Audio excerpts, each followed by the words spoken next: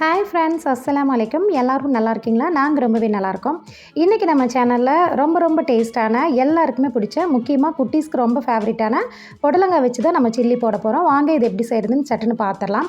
இதுக்கு நான் ஒரே ஒரு பெரிய சைஸில் புடலங்காய் எடுத்திருக்கேன். அதோட தோலை எல்லாம் நல்லா ரிமூவ் பண்ணிவிட்டு நல்லா வாஷ் பண்ணி இந்த மாதிரி ஷேப்பில் நான் கட் பண்ணி வச்சுருக்கேன்.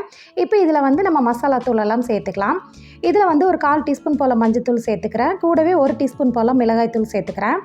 கூடவே ஒரு 1/4 டீஸ்பூன் போல் சோம்பு, 1/4 டீஸ்பூன் ஜீரகம், ரெண்டையுமே 1க்கு 2 நான் க்ரஷ் பண்ணி வச்சுருக்கேன், இடித்து வச்சுருக்கேன். அதையும் உள்ளே சேர்த்துக்கலாம். இது கூடவே 1 டீஸ்பூன் போல் இஞ்சி பூண்டு பேஸ்ட்டு சேர்த்துக்கலாம். கூடவே 1/2 டீஸ்பூன் போல் உப்பு, கூடவே ஒரு 1/4 டீஸ்பூன் போல் கரம் மசாலா சேர்த்துக்கிறேன். நீங்கள் உப்பு காரம் நீங்கள் எல்லாத்தையுமே மிக்ஸ் பண்ணதுக்கப்புறம் நீங்கள் செக் பண்ணி பார்த்துட்டு பத்தலைன்னா சேர்த்துக்கோங்க. இது கூடவே நல்லா கிறிஸ்பியாக அண்ட் கோட்டிங்காக வர்றதுக்காக ஒரு 1/2 டேபிள் ஸ்பூன் போல் கார்ன்ஃப்ளவர் மாவும் ஒரு டேபிள் ஸ்பூன் போல் அரிசி மாவுமே சேர்த்துக்கிறேன். சேர்த்துட்டு கை வச்சு அந்த மசாலா எல்லாம் நல்லா பிடிக்கிற மாதிரி நல்லாவே கலந்து விடுங்க. தண்ணி நீங்கள் சேர்த்துற வேண்டாம். ஏன்னா புடலங்காயிலே உங்களுக்கு தண்ணி விட்டு வரும். ஸோ தண்ணி நீங்கள் சேர்த்துறவே வேண்டாம். இந்த மாதிரி நல்லா மிக்ஸ் பண்ணி விட்டுட்டு இந்த மசாலா இப்போ உதிர்ந்து போகாமல் இருக்கிறதுக்காக கொஞ்சமாக நான் நம்ம நார்மல் குக்கிங் ஆயில் சேர்த்துக்கிறேன். அதையும் சேர்த்துட்டு கை வச்சு நல்லா மிக்ஸ் பண்ணி விட்டுருங்க. இந்த ஸ்டேஜில் நீங்கள் உப்பு காரம் செக் பண்ணி பார்த்துக்கோங்க. பத்தலைன்னா நீங்கள் சேர்த்துக்கலாம்.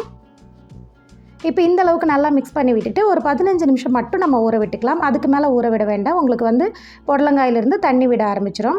இந்த அளவுக்கு விட்டால் உங்களுக்கு கரெக்டாக இருக்கும். பாருங்கள், இப்போ 10 நிமிஷத்துக்கு அப்புறம் நான் பொரிக்க ஆரம்பிச்சிடுறேன். ஆயில் அளவாகவே எடுத்துக்கலாம். எடுத்துகிட்டு நல்லா ஹீட் ஆகட்டும். ஹீட் ஆனதுக்கப்புறம் மீடியம் டு லோ ஃப்ளேம்லேயே வச்சுக்கோங்க. ஹை ஃப்ளேமில் வைக்காதீங்க, லோ ஃப்ளேம்லேயும் வைக்காதீங்க.